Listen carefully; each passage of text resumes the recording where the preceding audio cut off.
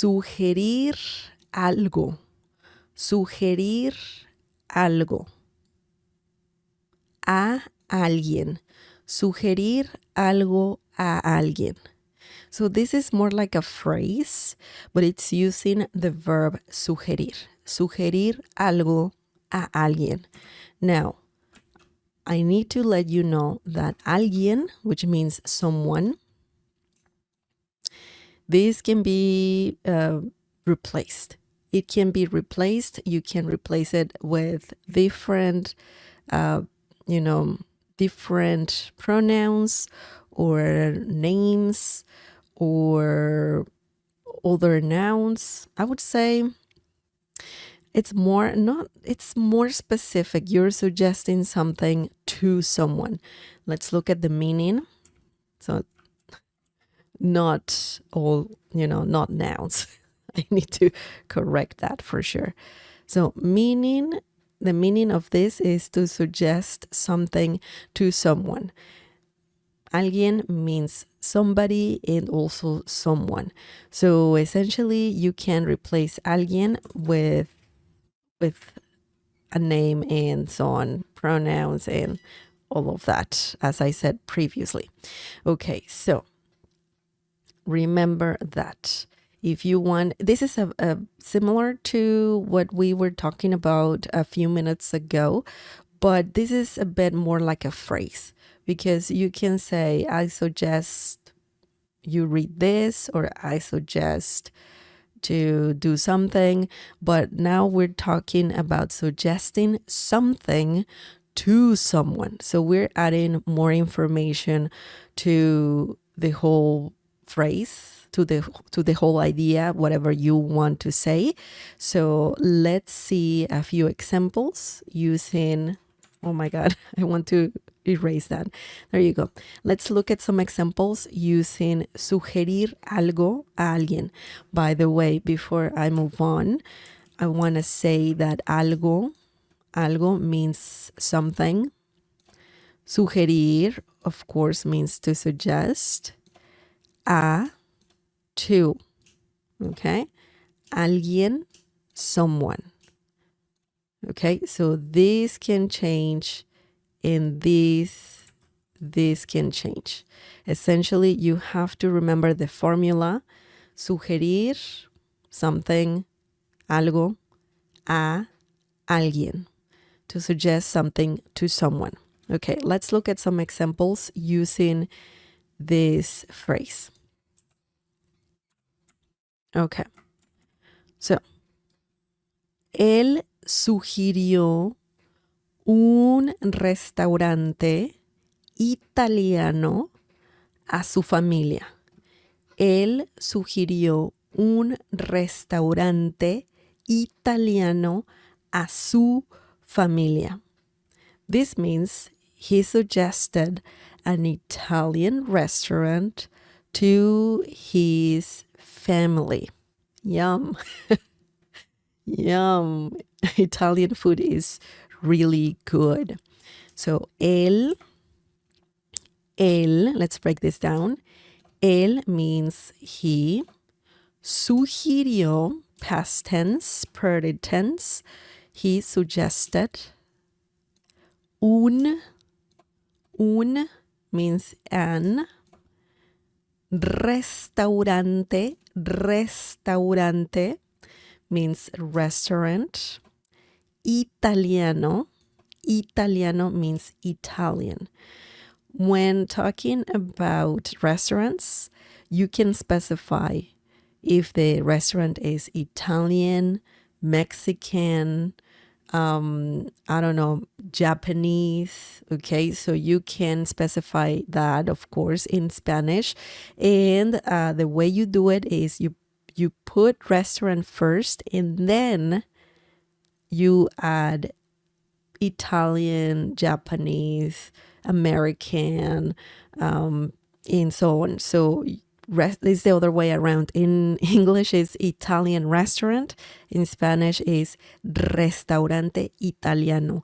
And you don't have to capitalize the first letter of the nationality. You you don't do that in Spanish. You do it in English, but in Spanish, you don't. Same when talking about nationalities in general. For example, you want to say, soy mexicano, soy americano. So the nationality, the first letter of it doesn't need to be capitalized. So that's something important to remember for sure. And same goes for days of the week, days of the month, or days of the month. What am I saying? Months? Days of the month. No. Days of the week and months. That's what I wanted to say. Sorry about that. Okay. A means to. Su means his. And then familia means family. La familia, the family. Familia, family.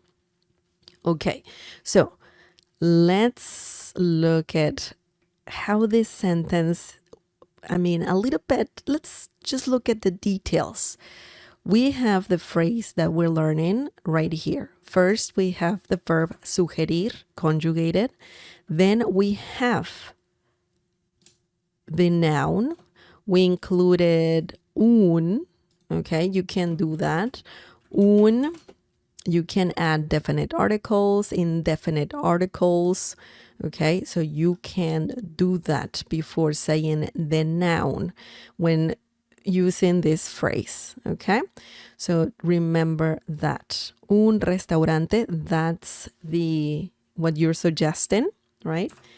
The whole thing, italiano. And then we have a right here, a. And then we are talking about someone, okay? Alguien. In this situation, su familia. You have someone right here, familia, okay? And then we have su, which is just, it means his. Okay, so you can do that when using this phrase, his family, her family, or just, I don't know, you can be saying her friends, sus amigos, okay? So you can do that. We have something here, algo, and then someone right here, okay? So that's the formula right here. Sugerir algo a alguien. So keep that in mind. It's important, especially when talking about structures, how sentence, like the whole sentence structure in Spanish. It's important to know the order and what you can place in between and all of that. The little details like a, okay, a, sugerir algo a alguien. Okay, so keep that in mind. Now let's look at another example using this same phrase. Okay. Voy a sugerirle un buen libro a mi amigo. Voy a sugerirle un buen libro a mi amigo. This means I'm going to suggest a good book to my friend. Very simple example. So boy, I know the pronunciation is like the English word boy, B as in bell, O-Y, boy, because the V sound in Spanish is similar to B as in bell in English. Yo voy, essentially you're saying yo voy. We don't need yo, so we need boy, and that means I'm going. Okay, when you say voy a, that means I'm going to do something. I'm going to ... and the something is sugerirle. So the action is sugerirle, the verb we have over here. It's obviously conjugated. voy a sugerirle means I'm going to suggest. Okay?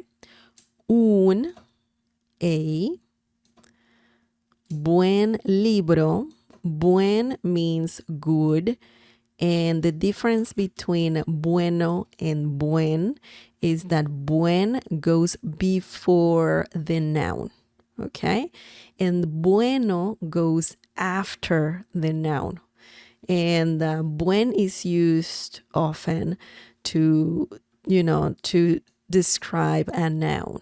Buen viaje. Actually, that's also an expression that means good, have a good trip. Buen viaje, ten un buen viaje. That means have a good trip. Buen viaje, good trip. Buen libro, good book. Buena película, that's feminine. Buena is feminine. Película is a noun. And buena película, good movie. Okay, so you can use some adjectives before nouns. I know it's when learning Spanish, you usually learn that adjectives go after nouns, but there are exceptions. And buen is used to say good, and it goes before a noun. In this situation, the noun is libro, okay? Buen libro. You can also say, el libro es bueno, right? But it's a bit different. The book is good. So it depends what you want to say. And we have to pay attention to the structure for sure. El libro es, the book is. And then the adjective bueno, good. But anyways, this is a little different. Buen libro means good book. And then a, to, me. Me means my.